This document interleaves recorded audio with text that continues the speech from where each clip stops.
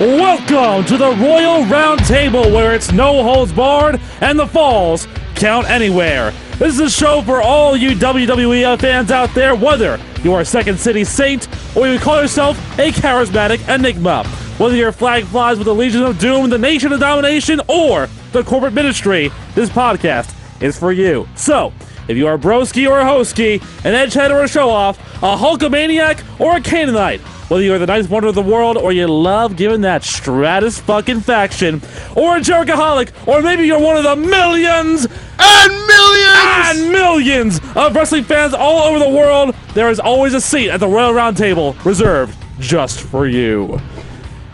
Now, let's get to the real meat of the show. My name is Rick Rissetto, Ravishing Rick Rissetto, if you will. This is a show by wrestling fans for wrestling fans. The guys that you will hear from tonight and in subsequent weeks bleed the colors of the WWE and the WWF as well. We are the new generation of fans who fucking hate John Cena, who cannot stand what he does, and the three guys in here with me are also big fans of The Shield. So y'all better just sit back, relax, and enjoy, because we are going to rock your mother-freaking world! Turn up. And so, let us begin. As I mentioned, my name is Rick Rissetto. I have been a wrestling fan, a WWE fan, for the better part of about 12 years. My favorite superstar, of course, Chris Jericho. Y2J. Because there will never, Y2J. ever be a better superstar than him in this industry again. And my favorite match of all time, actually, is an Intercontinental title match from SmackDown in 2011, John Morrison versus Rey Mysterio. Spots were hit perfectly. The two faces really rocked the show, made it one of the best shows I've ever seen because of that one match. And that's why you watch SmackDown. That is why you watch SmackDown. That's why you watch Raw. That's why you watch anything that they have to offer. Let's now introduce our panelists. We'll go in a clockwise selection in our Royal Roundtable. I'm going to start with a man who doesn't want to go on the microphone first. He's scared to go on the mic. So I will take it. But the Royal Roundtable waits for no man. Ruthless aggression. He waits for no man. You're ruthless. He is dashing. He is the gold standard. He's the Rookie of the Year. Anthony Santaniello, go for it. Well, thank you, Rick. I'm Anthony Santaniello. I have been a wrestling fan since roughly 2006. Talk to me, brother. My favorite superstar of all time probably got to be the Heartbreak Kid, Shawn Michaels. He's a sexy boy. He is. But he's not your boy toy, lady, so get off of him. Get off of him. And what's your best match? My best match ever, I'm going to go John Cena, Rob Van Dam, One Night Stand. Great crowd. Wow. Back in 2006. Crowd made Cena that. wins, we riot. Yep. Cena wins, we riot. Best, a great best sign ever at a WWE event. If Agree, Cena wins, we 100%. riot. Well, Absolutely. Mr. Dashing, it's a pleasure to have you And with that was us what, here. 2006? Pleasure to be on. Inside the Royal 2006. Roundtable, 2006. To his left, going clockwise around this Royal Roundtable, he is a man among men. He is big, sexy, the freight train, the A train, the L train, the C train, and the D train, Luke Halpert. How you doing, guys? How are you, buddy? Go for it. Doing pretty good. Yeah, I'm Luke Halpert. I'm a pretty recent fan, actually. I've only started watching in 2011. I would say my favorite wrestler of all time, is CM Punk. He's the reason I got into wrestling, really. That whole Summer of Punk, the pipe bomb, that's what brought me in and made me the big wrestling fan that I am. And I would say my favorite match that I've seen would be the Cena versus CM Punk on Raw, right before WrestleMania 29. But if I have to go back, not money in the bank. CM Punk. Nah, I thought that the Okay. match on Raw was just. When do you see a pile driver? I pegged you as a Cena Edge Unforgiven in Toronto, Ontario, Canada. That was my number 2 pick behind RVD. Shocker. Shocker so far. But if we're going back, my favorite match of all time, Kurt Angle versus Shawn Michaels, WrestleMania 21. Yeah. Very fair. That's a great Very one. fair. I love that match as well. And to his left, our final panelist for the evening, maybe the man who has the most class among all of us. He is the bedazzler and the intellectual savior of the unwashed masses, Anthony Notarile. Anthony, talk to me. All right, I like to consider myself more of a wrestling historian because the stuff they put out now We need one of those. just doesn't match up to what has been in the past. But I'm catching up to you. Yeah, you are. You are. Up. We need one of Someone those. hasn't been watching that long. I wouldn't think that Catching you are a up to you. fan of just of 2 years if I talked to you, not knowing that, which is impressive. But nonetheless, before Luke interrupted me, I have been a fan. I was born into it. That is not a lie. My brother got me into it, I guess. I've liked it since I was as young as I can remember, at 2 years old. I guess I was born in 93, so the first thing I remember watching is 96. I remember Mankind at the time just debuting in that interview with Jim Ross, and that was just a great interview. I remember that 3 years old, so that should tell you a little 3 years something. old. That should tell you something. I obviously, like I said, I think I know much more about the stuff from the past as much as I do now, so that's always good to have that balance. Favorite match? Unlike you two having shockers, mine is pretty obvious. Austin Rock, WrestleMania 17. That is fair. Best build-up ever, best promo ever, and that was a damn good match. Didn't like the end when Austin turned heel, but oh well. The match itself was incredible. Great match. Didn't like the ending. And little fun fact to start out the Royal Roundtable. Sting was supposed to be up in the rafters at the end of that match, but he didn't sign a contract with the WWE like they thought he would. But picture that ending. Austin looking up at the rafters, heel, looking at Sting. Now that brings me to an interesting point, gentlemen, as we begin our premiere episode of the Royal Roundtable. Why is it that we're drawn to WWE so much over Ring of Honor or over a TNA or over a New Japan Pro Wrestling? You know, there are superstars in all facets of this industry that do very well, that are high flyers, that are complex athletes, that do moves that we couldn't pull off in our sleep.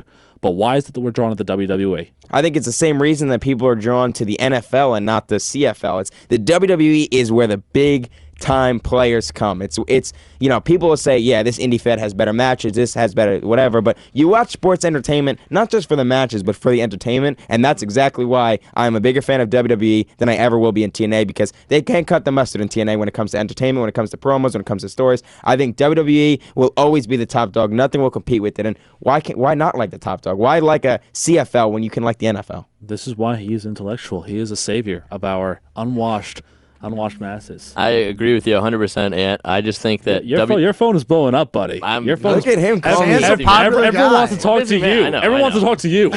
But I definitely think that all the top dogs definitely want to come to WWE. Why would you want to go to Ring of Honor or Ohio Valley Wrestling when you could come to WWE and be on TV every single week? Sting, we're talking to you. Please come. I don't think anyone wants to go. I mean, Ring of Honor is great, but that's not. WWE is the destination. That's the top. Agreed. And if you're at Ring of Honor, you're probably there because you want to get back to WWE. And if you were in WWE and you're back in Ring of Honor, that's probably your career is probably not on a good trajectory right now. I mean, look at who's back in Ring of Honor now. Matt Hardy. Yikes. Yeah. Charlie Haas. Well, he just retired. Charlie Haas. He's Thank gone. God. Yeah, Charlie Haas is Who back else there. was Shelton Shelton Benjamin. Benjamin. Benjamin was there. I think he left too. Yeah, he left because he couldn't handle it. Benjamin was the most misused talent, I would say. I agree. I was just telling you the other night. Ever. That's because I agree. he couldn't talk. He was Mr. Money in the Bank. He would He not. could He would not disappear for a year and then talk. come back for one Money in the Bank, steal the show, Why don't we and just then make disappear. Why don't we just make Justin Gabriel world heavyweight champion while we're at it? Like the guy can't talk. That's why it's okay. there. Listen. They made Hornswoggle a cruiserweight champion. What happened? The title went defunct. So we gotta watch out for that. But speaking of misused talent, let's now get into this past Monday night's episode of Raw. Because I think there is some misused talent that some of us can agree on that is on this roster. I would say in that WWE. entire roster was misused on Monday. I think I can agree with you. Train wreck. For those of you that want to know the Oh my order God. of our show, we're going to go with the Raw review, and then we're going to have a segment called The Voice of the Voiceless, which is going to be who stole the show on Monday night? Who was the performer that wasn't in the main event but definitely deserved a big pop and big accolades from us? Then we'll get into Yes, No, Daniel Bryan theme. It's going to be what we thought was the best moment and what we thought really just was terrible. The come on man of Come Royal on, man, Roundtable, of if the you Royal will. Roundtable. And finally, how we end every night, the pipe bomb. Pipe bomb! A little moment that our talents here will argue over whether or not something, and this week's topic, whether or not the Shield can be stopped. And if so, by whom? I know where Notarile's going with this one. That is the question at hand, but let's start off with this Monday Night of Raw. Now, again, Columbus, Ohio, generally a good setting for a good crowd. Obviously, you're not going to get the crowd like you had at the Izod Center, the Raw after WrestleMania. Luke was there. I was know, there. Luke, you were there. I asked Notarile to come with me. He refused to go with me. Well, I don't think he wanted the Fandango with you on the train. That was the problem. I went to Mania. Luke Halpert, for those who don't know, is a YouTube sensation. Go look up his videos about Fandangoing on the train back from the Izod Center. Classic moment. He got on Raw twice. Not once, but twice. That's why you should listen to us. In a span of 3.5 minutes. I was on Raw. That's clever. That is awesome. My face was on Raw for a total of about 2 seconds. Right. So Columbus, Ohio is the scene where we start this off. And we come in to our setting, and it starts off with Alberto Del Rio's theme music. Now, we're all thinking to ourselves, not this again. ADR, while the guy has some talent, he's stiff. Could be the most boring superstar. Could be one of the most boring. Randy Orton's got to take that. I mean, Randy Orton's a very, very boring guy, but Alberto Del Rio, while he has great talent and great moves in the ring, his mic skills are just poor. Horrible. Fair. Mic skills are poor. But no, WWE threw us a curveball, which I've been waiting for them to do for a while, but it was a slow curve, like a Yu Darvish curveball, if you will. It was the managers that were starting off the match, or the heavies, if you will. It was a triple threat match. Winner picks the stipulation for the eventual WWE World Heavyweight Championship triple threat match at Extreme Rules. So it was Big E Langston versus Zeb Coulter versus Ricardo Rodriguez. On paper, it's Big E Langston. On paper, look at the tail of the tape. One would think. Tail of the tape. Ricardo Rodriguez is an NXT talent, whatever.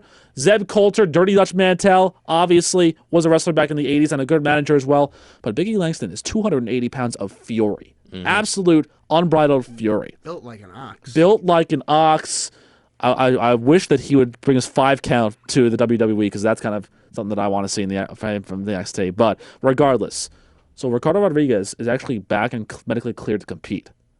That's shocking to me, because remember, Swagger took him out with the Patriot Lock a few weeks back. He's now healed. He's now all healed. I love last week. I believe he was already off. He was still on crutches last week. Yeah. He was in a boot or something. Yep. Yeah. Now a week later, he's ready. Go send him back in the ring. Exactly. I just thought this segment was a little too predictable. I mean, clearly Big E was not going to win the match. It was too predictable, and I knew something kind of dumb was going to happen. Although, let me tell you something. I love the idea of managers, and going back to old wrestling, I think that's what made old wrestling so well. You wanted AJ Lee in this match, though, instead of Big E Langston, I thought. Yeah, just to make, because with Big E in, you can't complain about that. It's too predictable. I'm not complaining about that. A little fact on AJ Lee. That crazy girl can get wild all over. I saw AJ Lee at Access, and I'm going to get shit for this.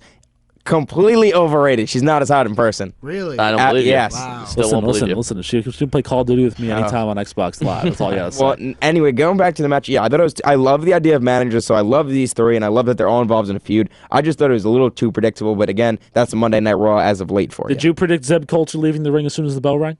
I predicted, as far as saying, and I said it to you guys, we watched Raw together, I said to you, Big E's not going to win. It's too predictable for him to win. I didn't know who was going to win, so in that sense, it was unpredictable between Swagger and Ricardo Rodriguez, but hey, I was half right. So the fact of the matter is that Langston and Ricardo start this match off, and clearly Langston's the heavy. He knows what he's doing in the ring, and he's a very talented guy. He may be misused, but I think he's very talented.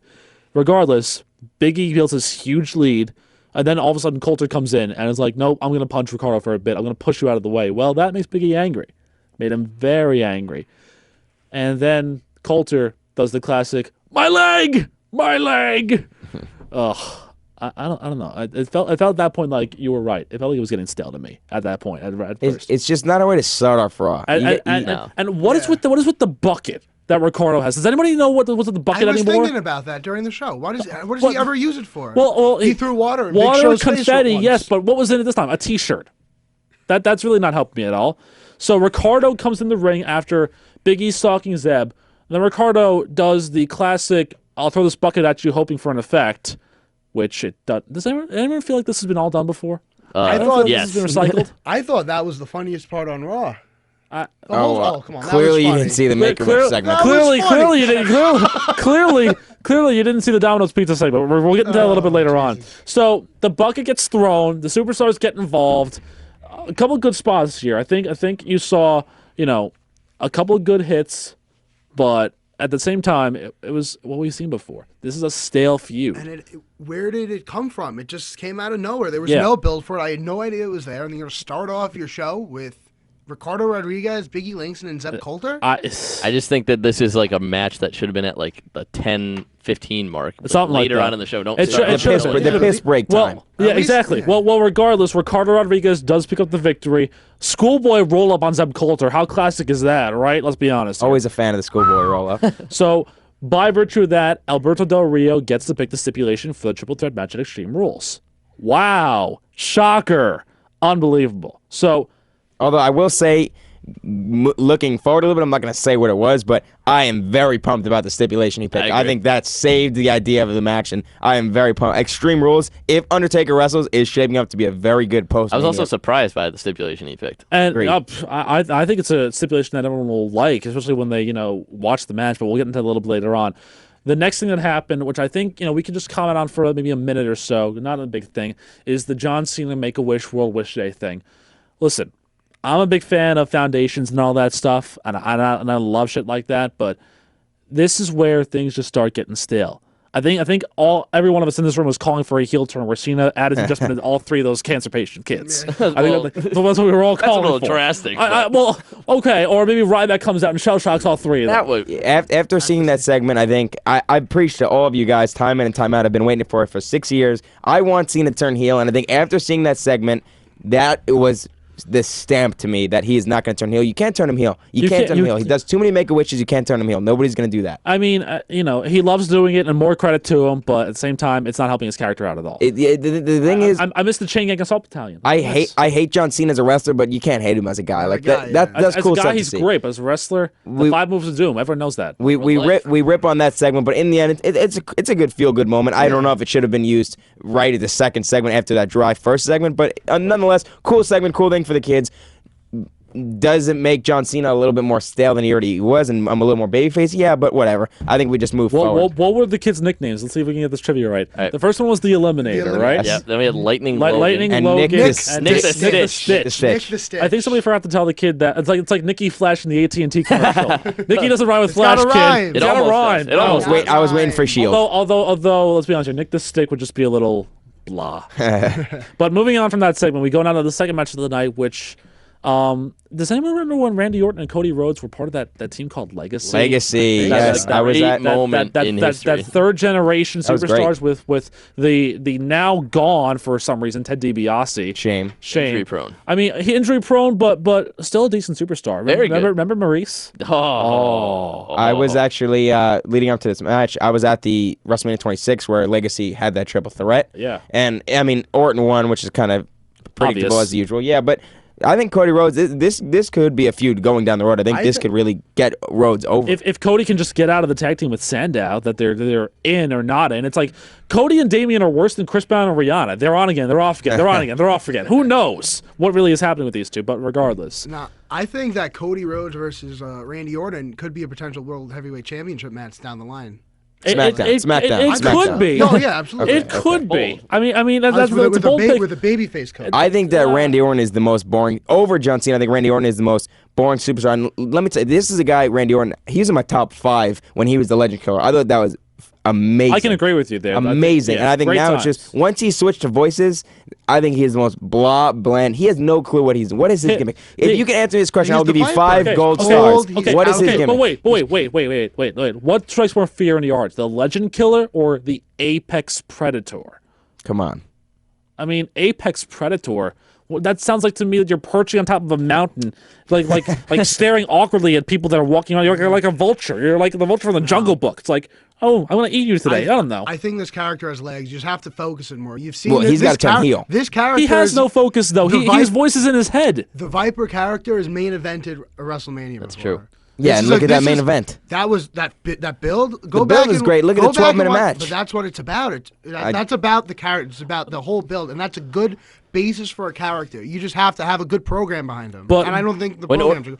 Plus, also the fact that he's failed all these wellness violations. That means that he has 2 strikes. One more and he's done. And I just don't know if the guys in WWE Could you imagine the push him. WWE without Randy Orton? Well, he'd though? go TNA like every other person who leaves Yeah. WWE, and that's why they suck too, because they're a retirement home When in Randy WWE. Orton was heel, he was literally one of the most you love to hate him. He was great. He was Oh, awesome. you love to hate him. Rated RKO. I met them together. Great guy, Randy Orton. I mean, but it's just still no. It's sad Yeah. to see. It's sad to see. But Well, let's get to the match and Well, stuff because that was a show stealer. The Great match match. was a Great match. phenomenal match, and it started off with like your normal lockups that everyone expected, but then all of a sudden, these attempts started coming out from nowhere. The finisher started attempting a little earlier on. Cody's disaster kick. That's maybe one of my most underrated moves. I think Cody has a great Cody moveset. sells it so well, and it's a very athletic move. But then Randy goes for the RKO attempt, and Rhodes scampers and runs to the corner in fear. So now you're thinking to yourself, what's going through Cody's mind? Has Randy Orton finally gotten inside his head? Maybe. You don't know for a fact. But regardless, one of the best moves in this matchup was that top rope superplex that everyone's talking about. That was Yep. Okay, now, look. First of all, what happened was Rhodes had that disaster kick connect. Orton trying to get back in the ring, and Rhodes kicks him in the head. Orton falls out. He could, go for the count out, but Cody Rhodes. In his proud nature, like the American dream, his daddy Dustin Rhodes wanted him to do, go for the win. Go for the pin. 1, 2, 3. Orton comes back, but then that superplex. Give me, Luke, give me an indication of what you thought when you saw Orton going to the top rope. Anytime there's a superplex, it's always a great move. I mean, I don't really have a ton to say about it, but anytime you pull off a superplex, it's impressive. I didn't know exactly what we were going to see. This is what I was thinking. What were the options then? My thought was he puts Cody on the second rope, and then he runs from the other corner into an RKO from the second rope.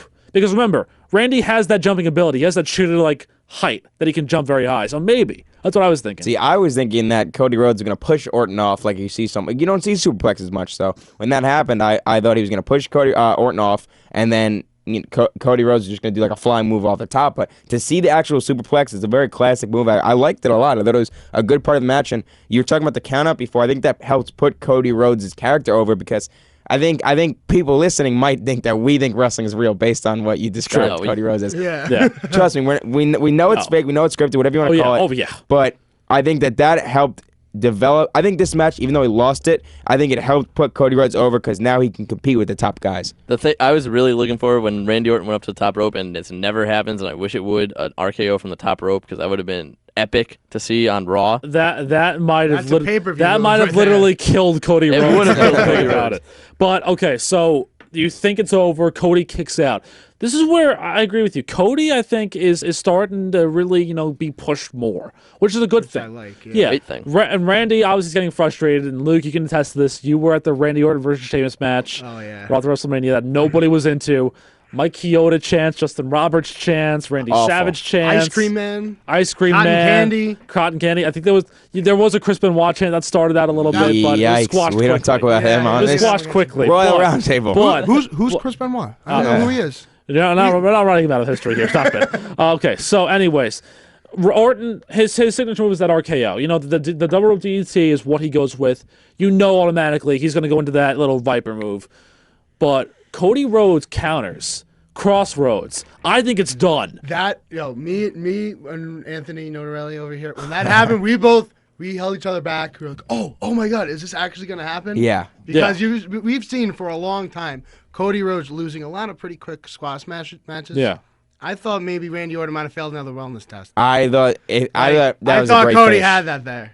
That Yeah, one I had. thought it I was- was legitimately surprised. It was Alright. great the way he countered it too. You never really yeah. see when you see someone get out of a finisher, it's usually like the norm. There's Yeah, like one way yeah, to do it, but he agreed. did it like a completely different way, which is awesome. The only counter that I think that I saw in an RKO that might have been as good, and obviously it's not because he's a good wrestler, but the skull crushing finale by Miz to win the WWE Championship. Yeah, I was think cool. that was worked very well. But That is my favorite vignette ever. If Oh, you ever have a moment, go the back angry and girl? watch that. The angry girl, yeah. Oh, it's so good. So good. The angry girl reminds me of Michaela Maroney, not impressed face. Like that was the original, the starter. But this is where things kind of got sloppy for me, because Orton kicks out of the crossroads, then Cody goes for the disaster kick again. But if you watch closely, there's no kick.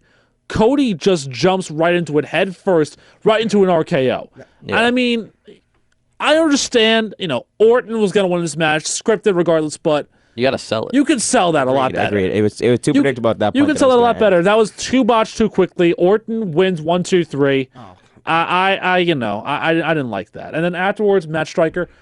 Can Matt Striker go back to teaching, please? Can you just go back to teaching? Actually, get out of the business and Yeah, get out of the business. give me your job, Matt Striker. Yeah. I would like to take your job, and I would do a much better job at it. Who doesn't like what's not to like about Matt Striker? I think he's bad. I think he's stale. I think he's very stale. But regardless, that segment where Orton's talking about Big Show again. Orton, boring personality on the microphone, ripped. Looks like a good wrestler, but just boring. And then Cody Rhodes. Dashing Cody Rhodes tries to attack him from behind into an RKO, but before that, Randy says that he's never been more focused or more extreme in his life. Anyone feel tight in here? Orton versus Show Extreme Rules coming up, maybe. Yawn, the 2 most boring superstars on the roster right now. Well, Big Show was conspicuously absent from this episode. I think that's fine. I think he's another one that's just gone. He's done. He was at WWE and Yahoo have a new partnership, and him and Stephanie McMahon went to the press conference for that. Yeah, That is what I Big Show was. agree with you. I agree with you there. Now, third match of the night, Naomi versus Brie Bella. Yawn.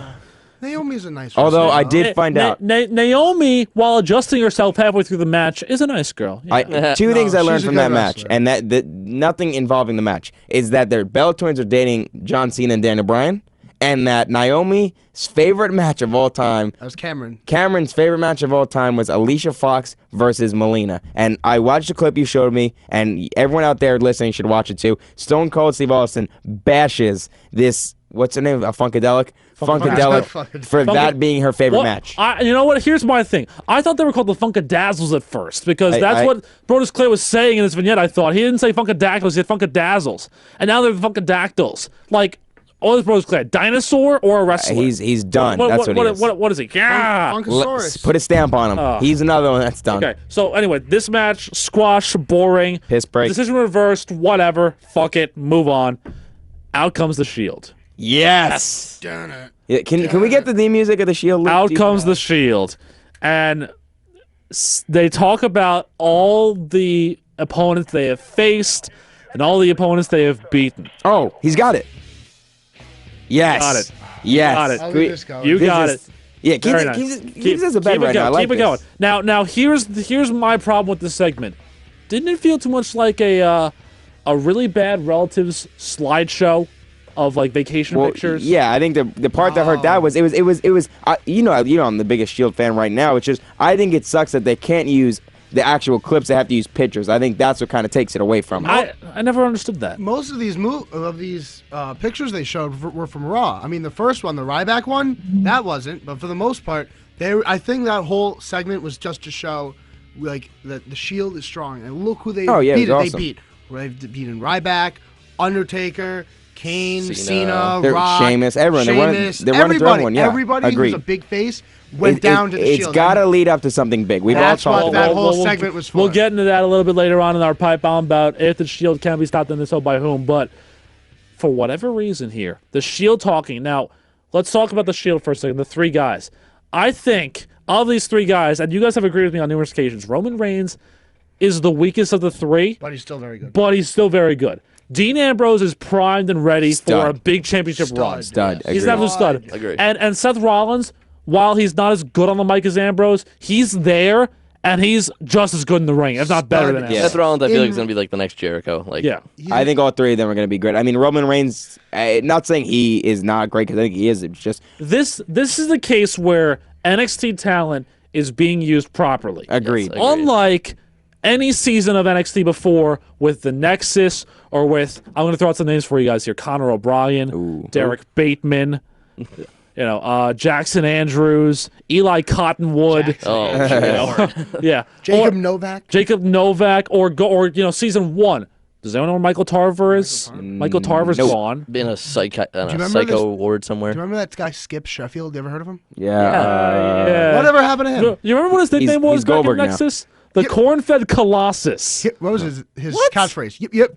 That was his catchphrase. Yeah, he's the big country hick. But regardless, Yeah, NXT. I mean, they're great. I hope that this televised deal gets done because I don't have a Hulu Plus, but I find sometimes to watch NXT and there's some great talents on there, and I think the Shield is the top tier to ever come out of NXT. I can agree with you. Although Biggie Langston's currently the NXT champion, let's not put it past him. He is Yeah. But for whatever reason here, 3MB. Which has become the running joke, I think, of the WWE. The absolute mishmash of the worst combination of the Bee Gees coming together as a group. I know Lucas said though, because there's a talent on 3MB. There is a very talented member of 3MB, and his name is? Two very talented members. His name is? Drew McIntyre could be a stud. I also think that Heath Slater sells probably as good as anybody in the company. Jinder Mahal, we can not that he was going to be a star. Yeah, get him out of there. Now, Drew McIntyre should be. Now, Heath Slater's first words to Dean Ambrose are to shut up. Wow, that's great script writing for you, isn't it? I mean, that's like what you tell your kid on the playground. What do you want him to say? Regardless, Drew McIntyre says the Shield crashes their party. Now it's time for them to get their faces rocked. What? It's a pun. They're a What? rock band. I'm not a fan. I think That's a pun on their gimmick. Regardless, the Shield destroyed 3MB too easily. And then everyone's favorite or least favorite tag team, Team Hell No, I love them. comes out. Not a fan. Bring prestige to those tag titles. Really not that much of a fan. They're bringing a lot of prestige to those tag titles. But there's like no competition. Team Hell There's no No real competition. chases the Shield. They chase the Shield.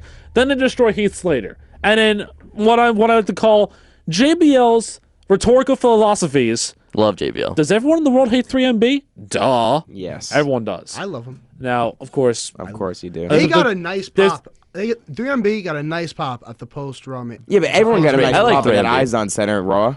No, Sheamus got no reaction. Yeah. Oh, fair. Sheamus had no reaction. Regardless, after this, there's a backstage segment. John Cena, he's clearly hurt, and he has to team with Ryback in the main event against the Shield. So we think. Ryback does not want any part of it at all. I don't blame him. Yeah. You know, we all know what's going to happen. And Ryback says he can't take that chance on Cena being wrestling with one leg. He walks out. Ryback obviously doesn't want to do this. Now, I don't want to step on your hosting duties, Rick, but I just want to raise a question. And that do we believe that this injury is a work or is it real? I think it's real. No. You think if it was a work, why would they be putting Shawn Michaels on the house shows? Exactly. It might be because that's a draw. Yeah, Shawn but Michaels- It is a draw. It might be real, but the severity of it, I think, is a work. okay, that's fair. I mean, Because he's good enough. He competed in a match. If you can compete in a match, you're okay. That's fair. yeah. That's fair. I mean, listen, I don't know about what really this is with Cena.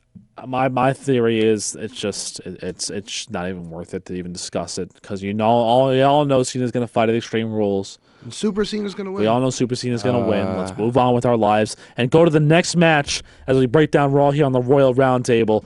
Champion versus champion. I love these matches. Yeah, I love champion versus champion because it gives you those matchups that you've wanted to see. It gives you the cream of the crop, except this one. Dolph Ziggler, Kofi Kingston. I've seen this 1,000 times. World Heavyweight Champion, United States Champion. Should have been Dolph Ziggler versus Antonio Cesaro, but we'll get to that later. We'll get into that a little bit later on, but let's just go through this for whatever.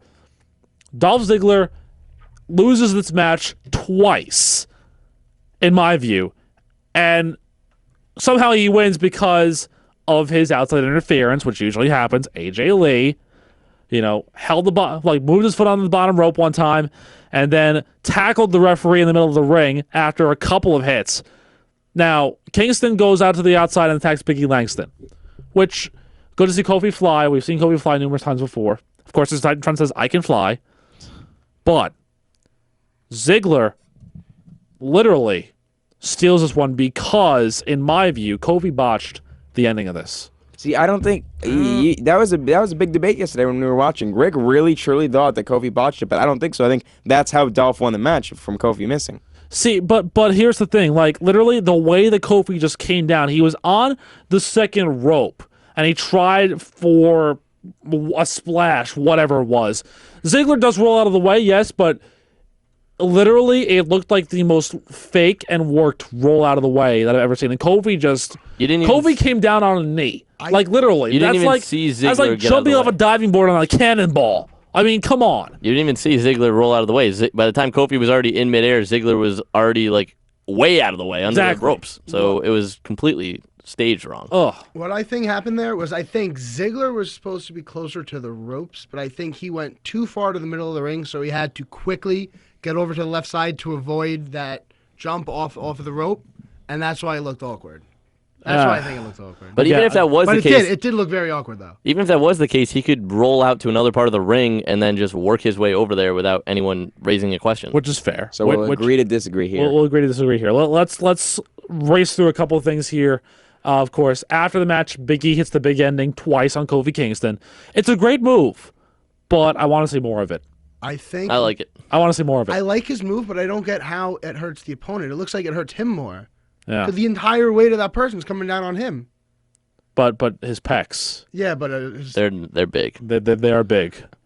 They are big pecs. They provide a little bit of buoyancy there. I mean, it'll do. But Whatever. let's move on quickly here. Backstage segment time. Dolph Ziggler, AJ Lee, Biggie Langston running to Caitlyn. We all remember that AJ Lee and Caitlyn were besties at one point in their lives. Yada yada yada. Caitlyn gets this secret admirer package, which I think my inkling, Cody Rhodes. Should be. I think it's going to be Big E. And Yeah, because I think they're leading up to a Ziggler Big E thing. You can even yesterday during that segment, Ziggler said, not really help from Big E, just more so me, and it was clear that like he was jabbing Big E, and you're kind of seeing that set up. And going back to again classic wrestling, it reminds me a lot of Shawn Michaels and Diesel. Yeah, with the right? Yeah. No, it definitely reminds me of that. And I think that's why it's definitely leading up to a match, and I think. Maybe they're going to put Big E in the title picture. My one I like Big E a lot, and I think he has a lot of potential, but my one problem with that is I think it's a little too soon. He just came up in December, and we're going to put already. It reminds me of when they force-fed and sped Sheamus to the WWE title on a tables match. It was weird. That summer. That's true. Yeah, Sheamus, decent talent when he came up as the Celtic Warrior, the Irish Curse, whatever you want to call him, as a heel. Yeah. But that was too quick for me, and then all of a sudden it turns into a face turn that we'll get into later on in the show is just not worth it at all. But Secret Admirer package, the hat, by the way, is the ugliest thing I think I've ever seen in my life. That was the worst. It literally looked like... Who even makes It literally that? looked like... Do you remember when Patrick Star and SpongeBob was trying to build the barn for SpongeBob's horse, and he has like the nail stuck in his head? Yes. It looked like that. It looked as ugly as that. It's a fair comparison. Fair comparison, I know. Who would even wear that hat? I can't even think of anybody. Apparently, Caitlyn will. Apparently, Caitlyn would. It's her style, quote unquote.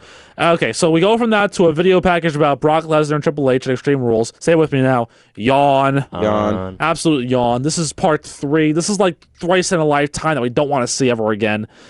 Ryback doesn't want this whole 3-on-2 handicap match. So Vicky and Brad, Bricky as we like to call him, the managing team at Raw, decide Team Hell No and Ryback versus The Shield. Ryback says no. Now, if you ask me, and I'm going to look off to the side here and not look at Anthony Santaniello while I'm saying this, because it looks like there's a cue card out to my right, so I'm going to say this while I look at the card. I feel like Ryback is a little too staged. Look at Santaniello and breathe. And now come back here and look at the card. Stage, blah, blah, blah, blah, blah. Can he not read a promo? It's clearly off of he's done it. Do you remember? He's done it, but he's more comfortable with the cue cards. He doesn't look at the camera. He looks at the cue cards. I know. He looks like a bad case of Hofstra News now, where he just can't read the prompter. College. Taking jabs. The one thing that confuses me about that is we saw last week his promo with Mick Foley. That was probably the best promo, I would say, of 2013. I thought that was exceptional. That's going out on a limb. That is not true. I guarantee you he had the notes in his straps. I guarantee you he was like, that is shut up, I Mick thought Foley. he channeled such. It looked. I don't mind Ryback. I really Wrestling don't. needs to. It's a fake sport, but it's at it. It's not even a sport, but it's at its best when it's believable and it looks real. And to That's me, what Bret Hart says. That promo from Ryback last week was the most real promo I've seen all year. And that's why I think that was. I think the best promo of the year so far was either something with the Shield or when Punk rubbed the ashes on the Undertaker, because that was like agree with that. That was an agree with action, that not an actual promo. No, but that was a promo. Because he started out talking. I don't know. I liked that. I liked that a lot. I like that a lot too. I just didn't think. But nonetheless, okay, fair enough.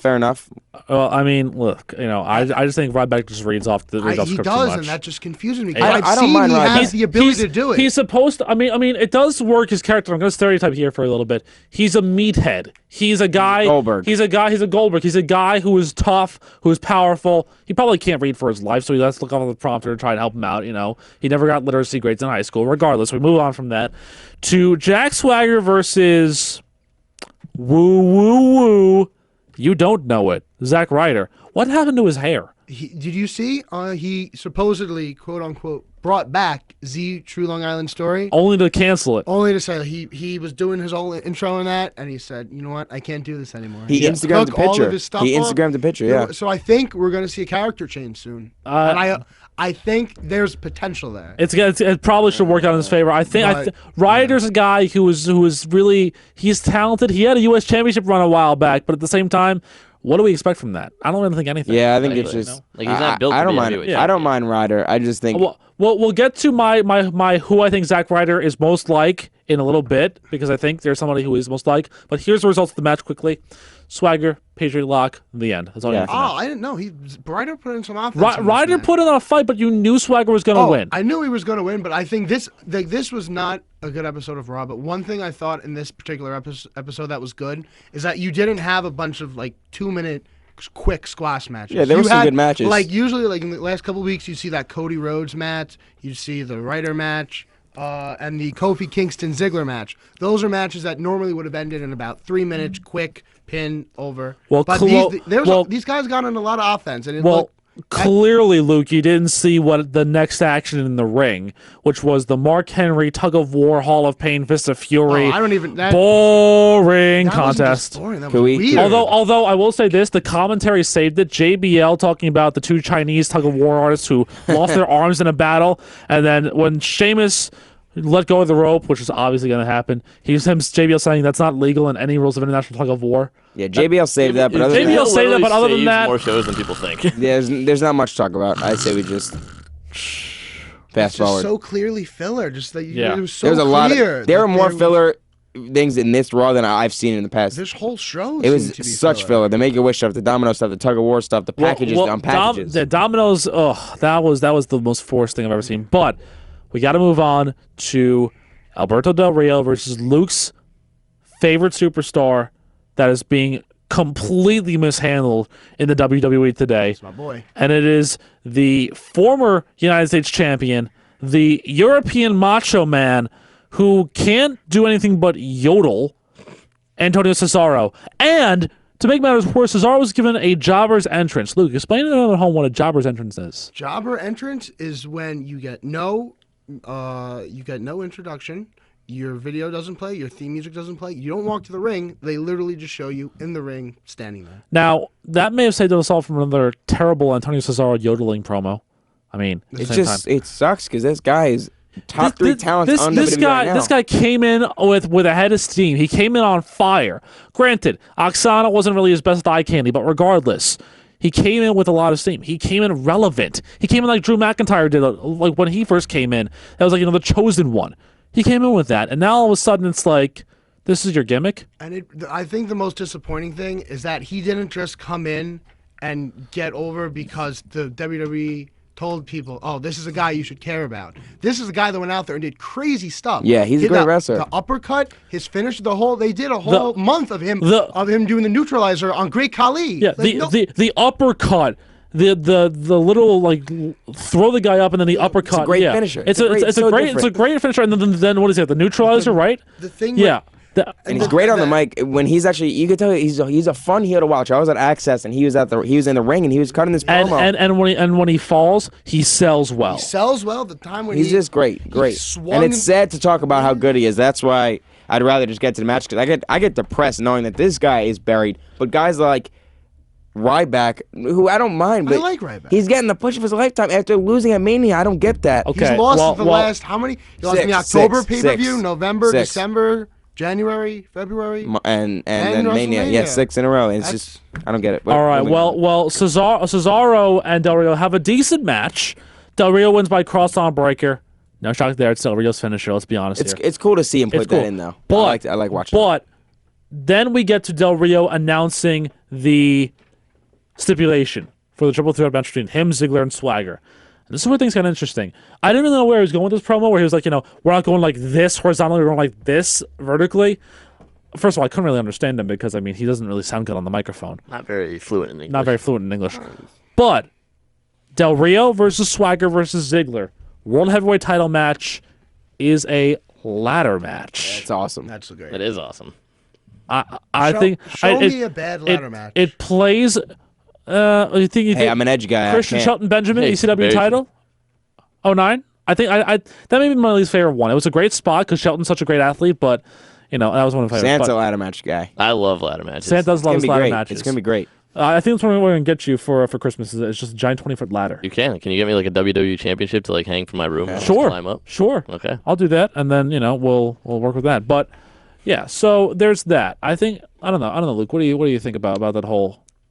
Literally, anytime you have a ladder match, especially with people that are as talented in ring as Del Rio, Ziggler, and Swagger. And with all the managers, it's gonna be the fun. managers are gonna have all the outside interference. all the because outside it's no interference you DQ. have, yeah. I'm sure other instruments or whatever you want to call them, objects are gonna get involved. Might be a kendo stick. Quick It's gonna be prediction. What do we think is gonna happen? I feel like it's going to come down. The managers are definitely going to interfere. There's going to be some outside interference, and then someone's going to interfere from WWE's going to push really hard. Really? And that someone like a Cody Rhodes this is like going to be his moment when he just comes up, attacks like whoever's on the ladder. Wow. And then like Ziggler retains, and then it's Rhodes Ziggler next pay-per-view. Who would be the? I was up with you until you said Rhodes because I don't think you could have a heel versus heel. While I think that would be a great idea, I just but don't I would think- love why that. what motivation does Cody Rhodes have to attack? Well, either you'd three find of those out. guys? You'd find out after the promo. I don't know. Either way, WWE my gets- prediction is that. Ziggler's gonna win. He's got to win. He's got to win. He has got to win. He can't agree. lose. I agree with you. I think what's going to happen, I think you'll have Ziggler retain. Del Rio will get screwed out of it somehow. Yeah, of Swagger, I guarantee you, is not going to win because he just got arrested and he Yeah. has his Yeah, court yeah, date. DUI, yeah. And in the event that he has to go away for a bit, they don't want to put a title on him. So I true. guarantee you, he's not. And you got gonna the win. and I think AJ won too, and then you got all the titles on that three, which is so Yeah, entertaining. I think you might Yeah. have a build to a Big E versus Kofi for the U.S. title, and you could. Yeah, I agree with you. You could have all three of those. for the okay, title. fair enough. something I could say, something I could definitely say. So that's something we'll look at for Extreme Wrestling May 19th. No. Maybe even see a Big E interference attacking Ziggler. Maybe he turns. Oh, Good. wow. See now, Sam's Look thinking. At Sant. That's Look good. at That's- Sant. Voters are getting going here. For a guy who came into this show scared of talking on the scared. air, He was That's all nervous. you You were a you, nervous you, guy. you got No, some no, no. gems in that little brain of yours, don't you? The thing is, I'm not scared. It's just that I haven't really been as into it as I was before. Like You're you guys have been knowledgeable. watching the past few years, so you know all this No, I've shit been that's watching. going on. But I used to like. The best thing though is that if you don't have the knowledge though, if the gears turn and you get that one idea, that's when you start. And there So it I is. think- There's Sam's I think- highlight of I the think, night. I think in our little evolution stable, Mr. Sentinel here is Randy Orton. I mean, I'll gladly take that Give role. him the thumbs down Yeah. on Luke's shoulders. No, so we go from yes, I want to Luke. make a point. One thing I think we skipped on in the Mark Henry tug of war is we forgot to talk about Sheamus. You would and hold up his on this. role in this. I don't really care. You know why I can know? Because this is a guy who's supposed to be a really big babyface. Yeah. What did he do that was babyface about that? at You all? were held Mark up on Henry this last came night. to. I was furious because I don't understand this booking. He's Seriously. a baby face because the crowd will cheer for anything he does. But he's the biggest heel in the company. Mark Henry is literally just beating people in tug of war. It's true. And he finished his thing. He was all done. And then out of nowhere comes Sheamus. He does the tug of war. He just drops the rope in the middle of their tug of war and he kicks him in the Yeah, head. I don't get Okay. it. Tell me how he's the babyface. Okay, I don't okay. get it. Where I think this leads is I think this leads to another ridiculous match at Extreme Rules. My prediction: Sheamus, Mark Henry. Mud wrestling match. No, Texas Bull Rope. Yeah, it's gonna be Texas like Bull Rope match. I think Orton and Big Strap Show be match, chairs. strap match. I You're think gonna Orton and Big have- Show oh be my chairs, God. and I think Oh, no. strap match. That yeah. Let's We're just gonna have a strap They're match. gonna have a strap match. They're gonna bring it back. They're gonna know- bring it back. I know none of you I can don't- see this, but I'm smacking myself in the face right I now. mean, just thinking about this. listen. I think it's gonna happen. I think now so. we gotta go now, to but now we gotta go to more filler. But as bad as a tug of war. as bad as the tug of war, but there is one superstar in here that I think we all can agree we all love. I'll edit later. Fandango and the always sexy Summer Rae. She's A name- very pretty. with a name like Summer You Rae. can get it. Whew.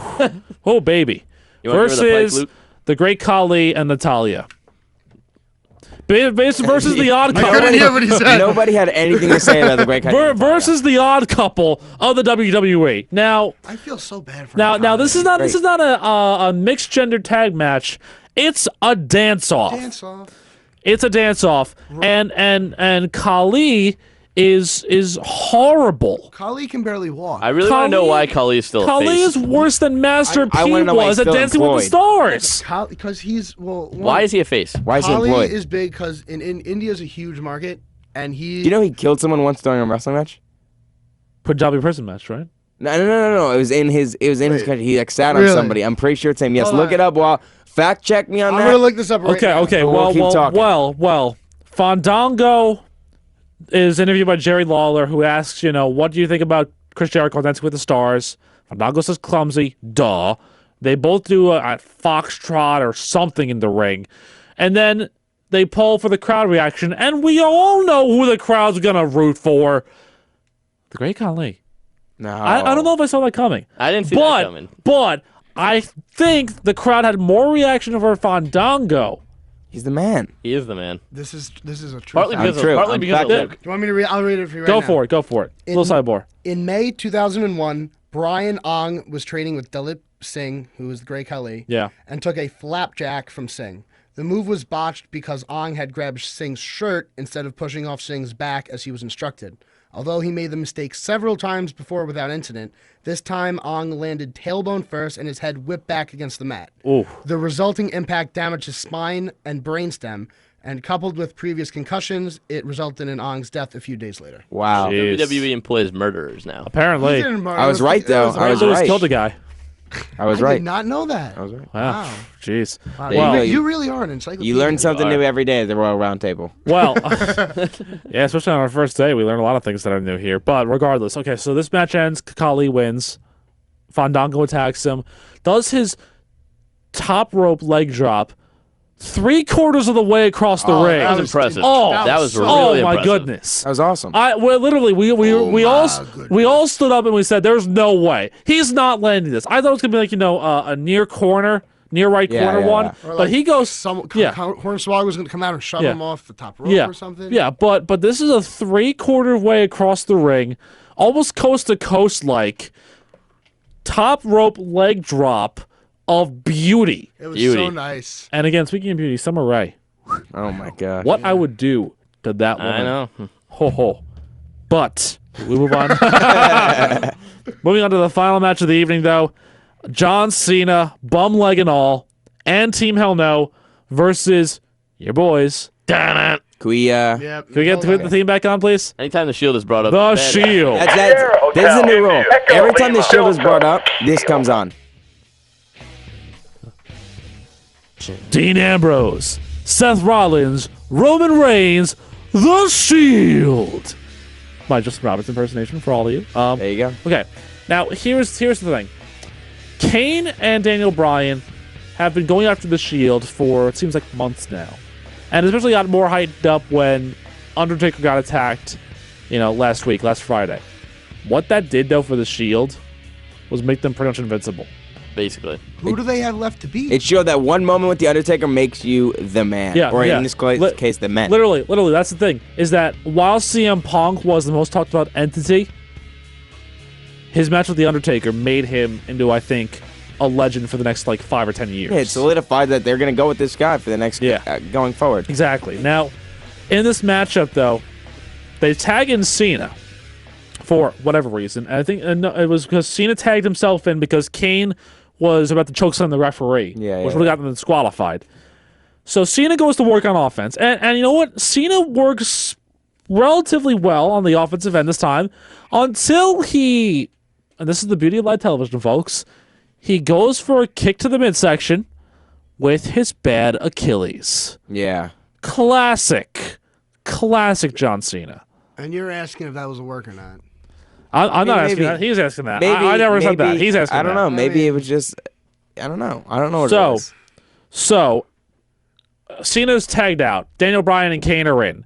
because they don't want Cena in because of the bum leg or because they really want to get their hands on the Shield. Regardless, they are pretty much in this matchup for the majority of it. Daniel Bryan, obviously, this is how you see tag team matches. One of the faces loses for a good 5 or 6 minutes because he's in the corner of the heels. He's in the corner of the Shield. And so Ambrose, Rollins, Reigns take their turn with good offensive maneuvers, very frenetic pace around the ring, and just a style that really I think we've seen since the NWO days, where they have this own persona. They're not trying to be anybody. They're themselves. That's what makes them like really very good. Is that they are who they are for a reason. Agree. So I think the best feud going on in WWE right now is Hell No and the Shield. I think you could see a title run. I'm curious to see what they're gonna do at Extreme Rules, if they're gonna put the titles on the line. I would love to see that. I would honestly love to see if that would happen. And so the Shield works quick tags. Kane gets the hot tag in. Does what he does best. His sidewalk slam, his DDT, his leap off the top rope, and then the choke slam. But this is where Kane started to lose a little bit. Clotheslines Ambrose to the floor. Goes for the power bomb onto the announce table, kind of like what the Shield did to his brother. Ambrose does that great leg underhook DDT. That looks really good. That is one of the moves that I think is one of the most underrated moves. That's a great in move. WWE. Agreed. Remember, Luke, your guy, Drew McIntyre, Future Shock DDT. That is such a nice Future Shock DDT is one of the best moves I think I've ever seen. And it's an underused move because McIntyre's jobbing right now, but it's a great maneuver. It's a wonderful finisher. Few moves look better than a really good DDT. Jake the Snake Roberts. It. There we go. Jake the Snake Roberts. Didn't Jerry the King Lawler almost win a championship one time with a DDT? Or he was a pile driver. He was a pile driver guy. Okay, all right. Well, but still, so so Kane chokeslams Ambrose, but Ambrose tags Reigns in, and then Cena comes in because Daniel Bryan is La La Land. Yeah, where did he go? He just kind of vanished. I don't know. He fell. Cena. He went with Hornswoggle into the ring, I think. Cena goes for his 5 moves of doom, his shoulder block, spin out power bomb, you can't see me, 5 knuckle shuffle, and then goes for the AA. This is where things get interesting. This is where the work comes in, because Rollins comes off the top rope. And I don't think there's a better high flyer that's up and coming right now than Rollins is. Rollins is great. Rollins is great. He's a stud in the ring. Cena catches him, then do that roll around. Cena catches him and goes for the AA. But the Achilles, the heel gives out. He drops Rollins. Rollins rolls out of the ring, and Roman Reigns spears the hell out of John Cena. Clean pin. 1, 2, 3. Shield remains unbeaten. It's amazing. Remains unstoppable. You don't see clean wins on Cena. And the fact that they're giving Shield the clean win on Cena, the fact that they're letting them dismantle The Undertaker, you gotta think that's something huge. It has to. I just don't know where they can go with this. Every single person I think could be involved in this, like potentially like Cena. I just or hope that there's no Undertaker. leader and they don't split up. There can't be a leader. Then what's the end everybody. game? Because you I think they just have to. Are you going to be all of them? You can't. Who's going to be like? I think that team? these are the 3 things that can't happen to the Shield. They got to stop doing 3-on-3 matches all the time. They got to branch off in solo feuds. Maybe they need to definitely not have a leader. If it is revealed like Punk's the leader, Cena's the leader, whatever, I think that would hurt them. No, and if they break up, I think that would be awful. Is there a mystery member of the Shield that we're missing? WWE.com put out an article last week. Saying they're if there's a mystery member, I think it has to be an NXT guy. Like I don't mind them bringing a 4th guy in, but I don't think it could be like Zack Ryder or somebody like that. What if it's Big E? Oh. Why God. would it be Big E? I don't know. You're just taking shit against the wall. What is Bo Dallas or Michael McGillicuddy? I've been wondering where Bo Dallas is in. Flop. But okay. Now, what WWE and what Raw has done in the past couple of weeks has had really shitty endings. They make you think something's going to happen because the ending of this Ryback, who we thought left the arena earlier on in the show, is actually back and stands out on the stage and just looks at John Cena, who is clearly more injured than we think he is, clutching his foot. Oh, my foot, where? But Ryback's just there, like, standing, I think looking at his head, where's the cue card? I can't see the cue card. Where is that cue card? I want to say something, but I can't. And fade to black and the show's over. Now, Why? Well, I want Why? to allude to something else, and I think Rick, you brought up a great point yesterday when we were watching, and the whole May 19th Extreme Rules being on May 19th and the whole Kane thing. You're thinking that Kane is going to turn on Undertaker? Well, no. I'm not saying Kane's going to turn on Undertaker. I'm thinking that that's going to be exploited somehow. in that match. I do believe you're going to see Hell No fight the Shield for the tag titles. This is where the seeds of doubt could start to creep into Hell No. If they drop the titles and Bryan, for some reason, May 19th, Kane will turn heel because that will put Bryan in a perfect babyface position. They go to Payback as a tag team again, and that's where the fissure really is. At Payback, I think they go the separate ways. I think Slam would be a great time to have Kane versus Daniel Bryan.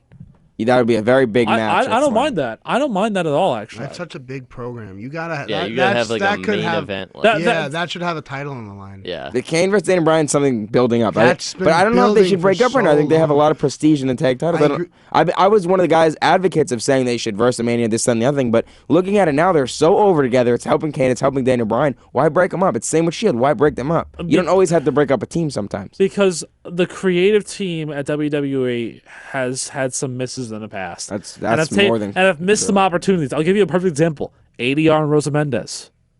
That could have been a really awesome relationship, but they just missed it completely. Why? Cody Rhodes and Caitlyn. Why would Rosa and Alberto Del Rio be a good? What is? Rosa? I think that they had the seeds. You saw they had the seeds for something possibly there. They decided not to go with it. WWE creative team is missing the ball with Cesaro. The roads that you could have gone down that you just didn't think about going down. Can I tell you one that?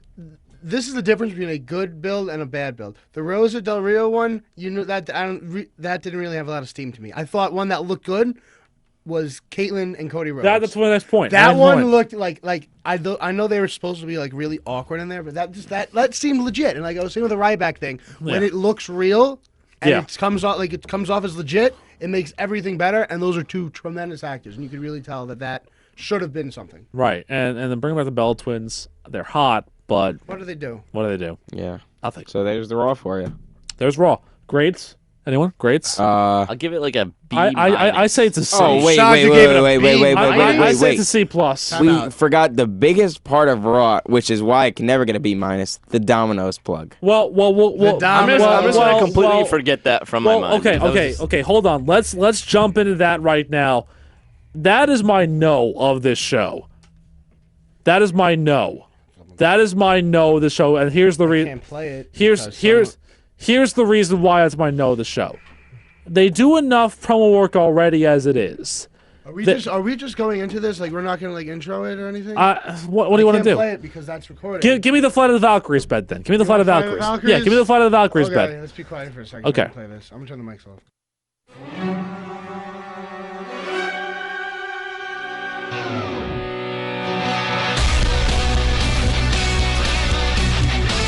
All right, so this part of the show is where we give our yeses and or no's of the show, depending on what we feel. My no of the show clearly is this segment, this Domino's bullshit. More than tug of war? More than the dance-off? Yes, because it was... okay. 5 minutes on nothing. It literally was 5 minutes of nothing, because here's the funny part. If you look closely at the Domino's, at the computer screen, it said, your pizza will arrive at 1:34 p.m., but Raw's 8 to 11 p.m. So that pizza's kind of a little, I didn't see the point. There was no point. Why are they like sponsored? Is Domino's like delivering free pizzas to like all the wrestlers back? Wrestling Enigma. They give me money. Hold on. I'll do their Wrestling Enigma on their Twitter. This is why I love this. This is what they said. We're no doctors, but considering Jerry Lawler had a heart attack last year, shouldn't he not do a pizza ad? Let's be honest here. Let's be bold and say right now. I agree with that. Okay. Look, product placement in advertising, I get it. I understand what it's for. But you have to do it right. I agree. And this was not done right. JBL, from the moment it started, you knew he was like, this is fucking shit. Why am I sitting here watching these two goons, Cole and Lawler, do this? Because it was just a joke. It was stupid. It was an absolute joke to me. And that's why it's my no of the show. I definitely agree with you in that it's a huge no, but I'd probably go with the Mark Henry Sheamus as my no, because that was just, if you're going to have like those two fight, have them actually wrestle instead of doing a stupid tug-of-war battle, which the fans clearly did not want to see, and you bring out again the useless Brodus Clay and Sweet Tea, which I just think are the biggest fillers on the show. A-Train. And it's just, it's just so stupid to have a tug of war match to fill 5 to 10 minutes of the show. I agree. Let's continue our Regal Royal Roundtable. How about that, huh? Luke, you know the show. There's so many no's. I know. This was so much filler, so much garbage. Ugh. I need to be completely honest, I would probably say 95% of the show was my no. Wow. This might have been one of the worst draws I've seen since I've Whoa. started. Because there's so much filler. 2 weeks ago, the Raw 2 weeks ago was god awful. While that was a terribly booked show, it was at least unpredictable in the sense that, like, why is all this happening? This show was predictable. It was stupid. There was filler. It was just like we had a much longer span between Mania and Extreme Rules than we normally do for any other pay-per-view. It just seemed like they just ran out of stuff to do, so they just threw this week away. But if you're asking me to name one thing that I thought was stupider than everything, it was the tug of war. Because not only was the tug of war stupid, but I thought the booking of Sheamus in that, pretty much in everything, but in this segment in particular just summed up why Sheamus is probably my least favorite character. I think he's a good wrestler, but I think his character is so poorly booked, and I'm shocked that this guy is booked not only as a face, but as one of the top baby faces. He kind of reminds me of a really bad toothed, spiky-haired Lucky from Lucky Charms. That's what he kind of reminds me of. Wow. That's my thing. So, Notarile, as our resident historian, what's your no of this show? My no is the continued bury of Antonio Cesaro. I love that guy. It's as simple as that. There's nothing more I could say. I got very heated when I was talking about it before, but that is my no. It's clear cut. That's my no. Clear cut no. I agree with you. All right, let's go down to our yeses of the show. What we thought was the best part of the show. Because while, Luke, there was 95% of this part of the show that you didn't really like, the 5% you did like, there's got to be something there. What was your yes? Cody Rhodes, Randy Orton was a pay-per-view quality match. And I really enjoyed that match. And even though the very, very end of that match, it kind of lost its realism, I thought the whole 99.99999% of that before was tremendous. Fair. So that's my go. Fair. Mine, I'm going to ask for the music one last time. It's the Shield getting a clean win. Surprising. Over Super Cena. Roman Reigns, nonetheless, getting a clean win over John Cena. And I think the Shield there it is, one last time. Sorry for you listeners if you hate the song. I love it. It's been stuck in my head for like a month. It's my ringtone. I know. It gets me hyped every time someone calls me. You know, they said Fandango's theme song was like number 3 on iTunes. What about the Shield? I agree. What about the Shield song? But nonetheless, yes, this is my clear-cut yes. And Shield's just, they're the best thing going in WWE right now. They're the best booked faction I agree with you. I've seen. I mean, I know I've only been watching for a while. No, but I know great. enough. Like, I know enough of wrestling history to be able to say that they're booked so well. They really look are. Look at the Nexus. Look, tell me what separates them. Yeah, and the Nexus. agreed. The fact that the Nexus lost pretty much right away at SummerSlam. Yeah. When you have the Shield, they're beating everybody. And look at what happened after that. You had the new Nexus, which was awful, and the Core, which was, not. All right, well, it pains me to say it, but you can turn off the Shield music. Santaniello. Well, since Luke and Notarile in order stole my yeses of the show, I'm gonna go. That can be your yes. We can have the same yes. Okay, well they're both obviously yeses, but I'm gonna go a different route. Probably not a forgotten part, but non-major part of the show. Ryback at the end. Standing on the stage, looking down at Cena. Really? Yeah. What?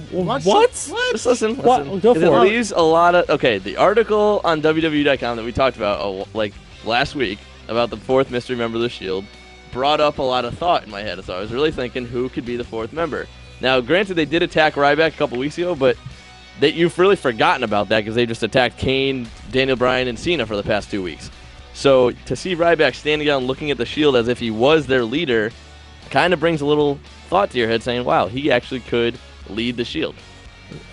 I would be terrible. I wouldn't put Ryback as the leader of the Shield. Hey, I wouldn't either. But I'd put him as another guy in the Shield, maybe, but definitely not a leader. That would be tough to explain. One thing I forgot to mention is my honorable no of this show was that there was no Wade Barrett. Because yeah, he's a stud too. Wade Barrett. I mean, that's my boy. Exactly. I got a lot of boys. You got a lot of boys. Seriously. I got a lot of boys out here. All right. So apparently Luke's friends with the whole locker room. since I'm Facebook friends with Titus O'Neil. That's not true. That's not true. Not true. My brother is really friends with Bret Hart. I'm not actually. I'm Facebook friends. Chill. Yeah, Ric That, Flair. that means we're real friends, so right? Ric Flair also Right? follows me on Twitter. So my yes to the show, since all of ours are good yeses, here's my yes to the show.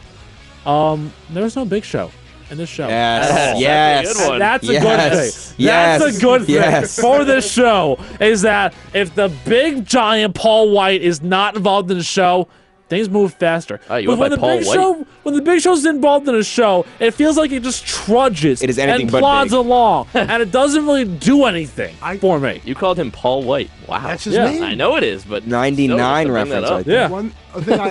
Yeah. One thing about Big Show that I do like is not actually a couple of things. One, I think for a guy his size, I think he's a good worker because we see so many big guys are really crappy workers, and I think, and especially at his age, the way he still moves like he does, I think that's impressive. And two, I think he's been the best booked singles wrestler since I've started watching because he never loses clean. He's very protected, and his character is always stays true to his character. He never deviates from anything. See, here's my thing. The Orton, Sheamus, Big Show thing had gotten stale.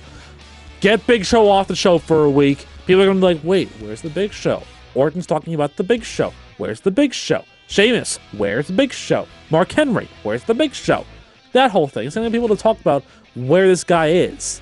He's going to come back next week with a flourish. You're going to see something completely different, and all of a sudden, you have your Extreme Rules card right there in Orton, Big Show, and Plus, a you could chairs have match. you could have him Chairs show up match I on like. SmackDown also. True, SmackDown. Although I will say this, if he shows up on main event, his career's over. Because when you are on main event, that's what Cesaro's title rematch clause is. Main event. That doesn't do anything for me. Not doing anything for me at all. Not at all. Let's move on now to our voice of the voiceless for this week. This is our segment where we talk about the guys who stole the show. And I think we have one clear winner here that I think we can all Yeah, go it's with. it's we got to be do. unanimous. What's the bed? What do we want to go with here for this week? Surprise us. Surprise. Surprise us. Yes. Bring it back. And This is the if we're doing a yes of Raw, we're doing a yes of the Roundtable, and this Luke just is got my MVP. yes. Luke just got say- MVP of the show. Luke behind the boards for this Royal Roundtable. If you guys were wondering back at home, Luke I just agree. won the Voice of the Voiceless award. yeah. This is also how me and Notarile became friends. Is this song? 'Cause Yes. This actually Bret used to Hart, be- my second favorite wrestler of all time. Met him, nice guy. That's heartwarming. Who Great haven't guy. you met? I feel like you met everybody. I met a lot of wrestlers. nice pun. Do I have more boys, or have you? I met didn't- more I wrestlers? have. didn't think I of have that some. way. I have some. Yeah. We got a lot of boys. Yeah. This is great. You guys should miss Santinello's heartwarming Bret Hart pun. Oh, what is it? I said that was heartwarming, but I didn't even mean it as a pun. I was just being sarcastic. and Oh saying, yes. Look at All right. us. All right, so our voice of the voiceless, our show Unanimous. stealer for this show. You can make a couple of arguments as to who it could have been. I would say maybe Seth Rollins. You could possibly put up there. You could possibly put a guy like a Dean Ambrose. You could possibly put the fans that ate the Domino's pizza as the show stealers. But I think our one guy that is a show stealer tonight. I think we can all say it. 1, 2, 2, 3. Cody Rhodes. Good job, Luke. Roman Reigns. Oh, come on. Wow. Speared. What was it? There was a spear. Wasn't there a spear through Yeah, the on- barricade? And a clean pin of John Cena. Cody was great, and I love. Come on. Cody's he's another one of my boys. He's your boy. Of But course. Roman Reigns with the clean pin of John Cena.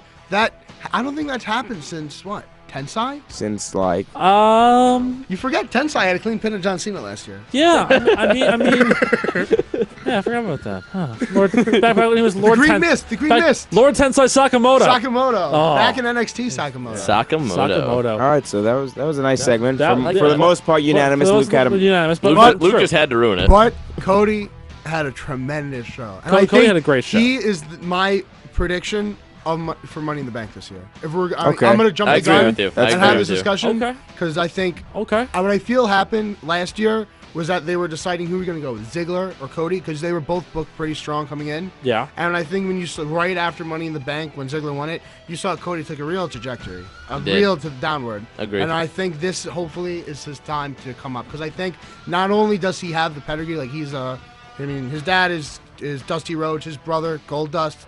He's got the championship pedigree, but he's so talented. He's really good. Can Ted DiBiase come back, please? Yes. I don't. Which one?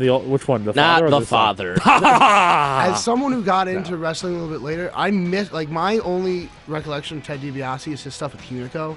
Oh no. Oh, You guys got to show me some good stuff. Ew. Don't you dare bring up Hunico or Hunico Camacho is on the show. Not allowed to be on the show. Stop that. Hunico, while a crappy character, is a very, very, very He's good Sin Cara, you know I that? retract. Sin Cara Negro. Yes, yeah, whatever. He was I a very retract. good I retract your voiceless word. Yeah, after you're that. no longer the MVP. Watch a Hunico match. And come know, back I to know, me. no. Like that guy does some crazy. He's Sin Cara. It reminded me of the Mexicools, though. What they do. Oh, right. the I'm not Mexican saying Cool. he's going to Throwback. win. I'm not saying he's going to win any titles or anything. But better as not. an in-ring performer, enough. I think Regardless, we move on to our final segment. Can we get some living? Can we get some living color in here? Can we get some cult of personality, perhaps? it's funny you should ask because There it is. There it is. All right, this one, the pipe bomb of the show. I asked you guys before. We've been alluding to it most of the night. I think it's a big question here because of the fact that where can this go? Where can this go in the whole entire grand scheme of things? And the question is, before you ask your question, I have an idea. Since there's 4 of us here, they have the question, and then we should have a different question. I Two know. pipe I know. bombs. I know. Like that. I know. How you like them apples? It's a double huh? pipe bomb. I think that. All right. So for the Anthony's to my left and to my right here on the Royal Round Table, your question is this: can anybody currently in the WWE actively on the roster? Now, can they be a part-timer? They can be part-timer. Okay. Can anybody in the WWE, part-time or full-time, currently active and currently inactive, whatever it is, stop the Shield? And if you think so, who? Ryback, John Cena, Undertaker, Rock, Sheamus, yada, yada, Sheamus? yada. Oh, Nobody stop it. is going to stop the Shield. They ran through all of those guys. Oh, Who is going okay. to stop the Shield? What is 3MB going to stop the Shield? No. Shield is unstoppable. They should be unstoppable. Nobody should book them to be stopped because this is the most interesting storyline WWE has put out. Where are these guys going? What are they here for? What are they going to do? This is by far the most intriguing thing of Raw, especially with Punk gone, especially with Rock gone. Definitely, Shield cannot be stopped. They're undefeated for a reason. Have clean wins on all these stars. They cannot and should not be stopped in the WWE. I agree 125% with you, Anthony, because think about the way WWE's been working. The Shield come from NXT, as we've all known. The Nexus also came from NXT. I think it has to take one more year of someone from NXT, maybe another trio, to come up and finally stop the Shield. But until that happens, I really don't think they can be stopped. A very mutual, non-aggressive pipe bomb. Now, hold on a second. The judge has got to Time out for 1 second here. You guys are telling me you bring up the Nexus, and I can agree with you to a certain extent. But here's the thing: the Nexus was 7. Now Edge obviously is no longer around, Unfortunately. but you do still realize that some combination, and another NXT group coming up is too predictable to me. Some combination of the guys coming back. Now keep in mind, Big Show has also been powered by the Shield, so he may have something to say about You know who that. I really want to come back? Jericho has something, because think about it. What does Jericho do best? He brings up the young guns. This is not something for So him. even if he wouldn't stop the Shield, though, I don't think... I think if I'm here and I'm supposed to say who won this pipe bomb battle, I would say neither of you won. Wow. Because neither of you answered the question. I answered the question. The question was, who will beat the Shield? No, it's Who the Shield can be beat the stopped? Shield? No, Can the it's Shield can be anybody stopped? stop them? And Oh, who? well, still Asshole. clearly. If Asshole. so, One thing it's a that yes is no. But if consistent- so, who? The one consistent thing with wrestling is that you can build a heel and the heel will win. But at the end of this, but for the most part, especially in a big story, the babyface is going to come out in the end. And the Shield are so getting so much heat. They're Expect so a Bobby over. Lashley As comeback in the heels, near future. Someone Batista? has to Whoa. beat them. RVD? Wanted to tell you something. I think I was talking to Rick about this earlier. I had a thought come in my head, and he's like, no, there's no way this could happen. But I think it's possible. Excuse me. You could have the Shield versus Evolution with Ric Flair in the corner. That would be At some awesome, point. but it'll never happen. No, That would be no. awesome. Because here's the thing: who of the Shield? Who do they still have to beat? Well, they technically have to beat all 3 of them. Well, they've had a history with Orton. It can start from there, and then Triple H can come out, and it'll be like, All right, well, we they're attacking finished them too. our pipe bomb. Now I'm curious to see what I'm you just two saying. This All one's right. probably gonna get a little That's more something heated. I- All right, Luke. What's our some question? Give me questions. Let's go. Okay, Luke. You can't ask the question. They have to make a question. Because you're one of the participants. You No, can't make go your own ahead. question. No, I know. I can make the question. He's making the question. Really? I'm making the question. Oh, I'm Here, gonna- I'm no, gonna no, host no, for the week. no. It's actually something you know because you're gonna get the first answer. If Ryback does not win the WWE title at Extreme Rules, what happens to him? He'll come back. What happens to the WWE title picture after Extreme Rules? After he does not win? You'll probably see him right back in it. I mean, you saw, what was it, him and Del Rio and Sheamus last year went for like 9 months, basically. I think you'll honestly, not that I think he's deserving, quote unquote, storyline-wise, but you see they tend to recycle a lot of championship matches, and I think Ryback, and also you look, who else is out there? Mark Henry? I mean, you got to think, Payback. The name of the pay-per-view is Payback. Ryback's out for Payback on Cena, supposedly, in the storyline, so I think that's the way the storyline's working, and that's the way it's going to go. The correct answer, Luke, is that scenario will never happen because Ryback's going to win the title on May 19th. That's the correct answer. That is the correct answer. Now, Bold prediction! here's my reason why. Come on, man. Here's my reason why. It's about time. And think of what Cena has done in the past. Think of where Sheamus is currently. Even if he's not liked, he was a young gun that got a title shot against Cena and won. Terrible table shot, by the way, Cena took in that match, but regardless. Fair. Ryback's a guy who has an over streak in pay-per-views.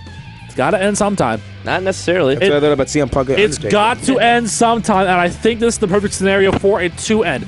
Put the title on Ryback. See what happens. Give it a month. Give it a run. Have Cena come back and win a payback if it's not working out. But give the kid a shot. I think he's worked hard enough to get that kind of a shot. He's deserving enough to get that title run. All question of when and how they give it to him. You don't think it's too soon? No, I don't think so. I don't think it's too soon at all. I don't think it is for him.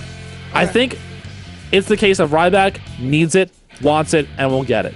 Super Cena, take some time off. So you're basically giving the title to the guy who needs to read off cue cards?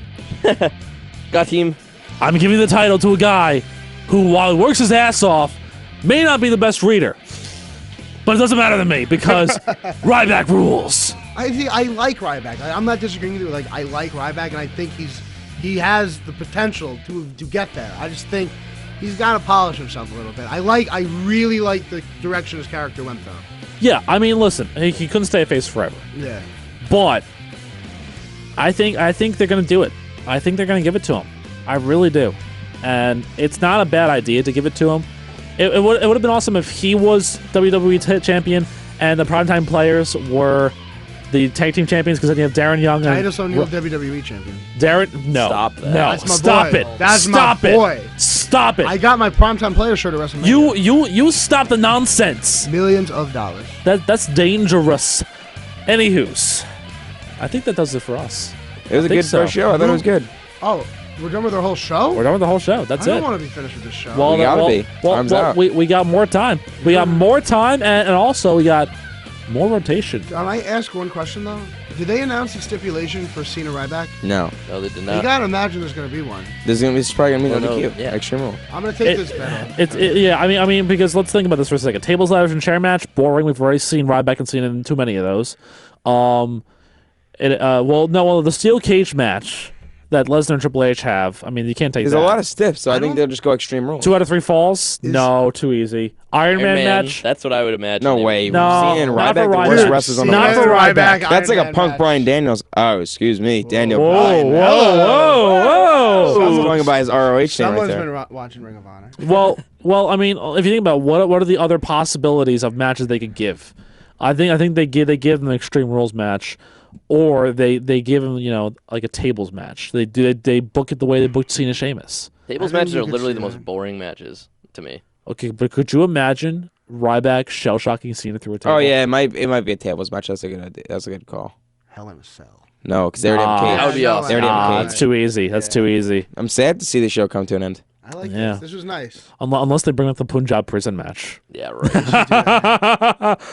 Never gonna happen. Never gonna happen at all. Why you rapping me? I'm Yeah. rapping Why you because we rapping gotta me? go. I knew- Why you rapping me, you fool? Yeah. You dirty whore. Dirty Dutch Whoa. Mantel. Hey now. Wow. Regardless. Wow. I just called the historian Dirty Dutch Mantel. What are you guys going to do? Jeff Jarrett, figure 4 leg lock. Yeah, nice try. Regardless, it has been a pleasure having you inside our Royal Roundtable this evening. Thank you for your irrelevant opinions, as always. For Luke Halpert, Anthony Santaniello, and Anthony Notarile. I'm the Ravishing one. I think we're done here. I think I we're don't done. want this to end. I like this. Good night, Irene.